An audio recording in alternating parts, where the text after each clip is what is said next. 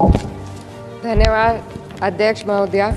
आज हमारे राष्ट्रगीत के 150 वर्ष पूरे होने पर हो रही महत्वपूर्ण चर्चा में गर्व के साथ एक भारतीय होने के नाते मैं अपने विचार रखना चाहती हूँ।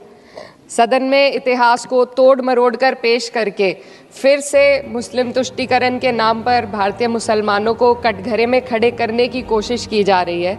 लेकिन मैं सदन में बताना चाहूँगी कि हम भारतीय मुसलमान जिन्ना के आह्वान को ठुकराकर अपने इस प्यारे वतन की मिट्टी के साथ मजबूती से जुड़े रहे।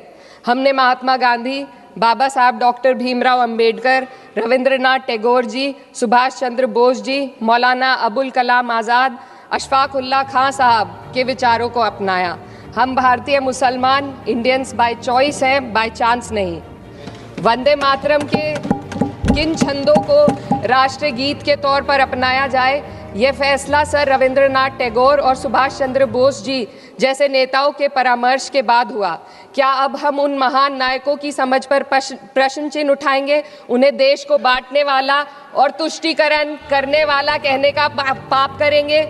उन महान हस्तियों ने वंदे मातरम के उन छंदों को अपनाया जिन्होंने देश के हर वर्ग, हर धर्म के मानने वालों को एक सूत्र में पिरोने का काम किया। और मैं एक घटना आप लोगों के सामने रखना चाहती हूँ। वर्ष 1998 में उत्तर प्रदेश सरकार के मंत्री रविंदर शुक्ला जी ने स्कूलों में राष्ट्रगीत को गाना अनिवार्य कर दिया था। लेकिन तब के तत्कालीन प्रधानमंत्री अटल बिहारी वाजपेयी जी ने, जो उस समय लखनऊ के दौरे पर थे, उत्तर प्रदेश सरकार के इस फैसले पर नाराजगी जताई और यूपी सरकार ने राष्ट्रगीत को अनिवार्य करने वाले मंत्री को बर्खास्त कर दिया था। अब मैं सत्ता पक्ष से सवाल करना चाहूंगी।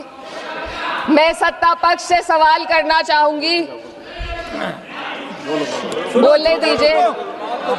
मैं सत्ता पक्ष से सवाल करना चाहूंगी कि जो विजन आजादी के समय के लोगों का था राष्ट्रगीत को स्वेच्छा पर छोड़ने का, उसी का अनुसरण माननीय अटल बिहारी वाजपेयी जी ने किया, तो क्या वे भी मुस्लिम तुष्टीकरण कर रहे थे? जी नहीं, अटल बिहारी वाजपेयी जी राजधर्म निभा रहे थे। देश में सब धर्मों को एक साथ लाना, सबके जज्बात का एहसास करना ही सबसे बड़ा राष्ट्रवाद है। माननीय अध्यक्ष महोदया, आज हमें वंदे मातरम के असली भाव को समझना जरूरी है। यह गीत तो देश के जल, जंगल, जमीन, हरियाली और निर्मल हवा की वंदना को समर्पित है। यह भारत की जन जन की मंगल कामना करता है कि भारत का हर नागरिक स्वस्थ रहे, सुरक्षित रहे और सम्मान के साथ जी सके। सुजलाम सुफलाम का अर्थ है, सुनिए, ऐसा देश जहां स्वच्छ और पर्याप्त जल हो, जहां नदियां जिंदा हो, बहती हो, जीवन देती हो। अध्यक्ष महोदय, लेकिन अब जरा यमुना का हाल देखिए। दिल्ली प्रदूषण नियंत्रण समिति की 2025 की रिपोर्ट बताती है कि यमुना के कई हिस्सों में बीओडी स्तर 127 mg पर लीटर तक पहुंच चुका है, जबकि किसी जीवित नदी के लिए ये 3 mg पर लीटर से कम होना चाहिए। ये सिर्फ नदी का संकट नहीं है, ये किसान का संकट है। नमामि गंगे के नाम पर हजारों करोड़ रुपए खर्च हो गए, लेकिन सच्चाई ये है कि आज भी गंगा और यमुना के किनारे किसान मजबूरी में उसी जहरीली पानी से खेती कर रहा है। वही जहर अनाज में उतरता है और वही जहर किसान की जिंदगी को धीरे धीरे खत्म कर देता है। अध्यक्ष महोदय, जब पानी जहर हो जाएगा तो सुजलाम कैसे होगा? जब किसान बर्बाद होगा तो सुफलाम कैसे होगा? मलयज शीतलम, मलय का अर्थ है मलय पर्वत से बहने वाली ठंडी, सुगंधित, चंदन जैसी हवा जो जीवन देती है, बीमारी नहीं। आज मैं इस सदन से पूछना चाहती हूँ, क्या आज के भारत की हवा मलयज शीतलम है? नहीं अध्यक्ष जी, बस संसद से बाहर कदम रखिए, एक गहरी सांस लीजिए। ये चंदन की महक नहीं, ये जहर है जो आपके हमारे फेफड़ों में उतर रहा है। दुनिया के 20 सबसे प्रदूषित शहरों में से 13 भारत में है। दिल्ली की हवा में सांस लेना मानो रोज 20 सिगरेट पीने जैसा हो।